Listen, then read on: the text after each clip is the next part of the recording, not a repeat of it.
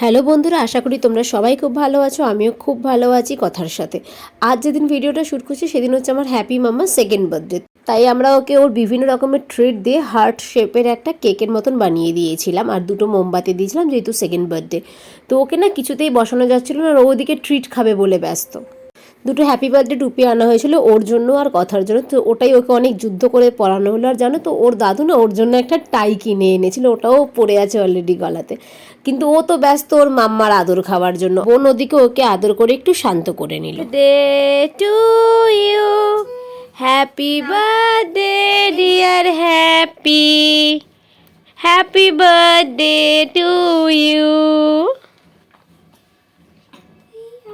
না না মা, না আমায় না, এই একটা খাও একটু করে খাই। এই না মা, ওটা খেতে সময় লাগবে। মা এটা খাও, এই না মা, এই না। মিমি দিচ্ছে গুড গার্ল। একটু দাদু খাই দাও।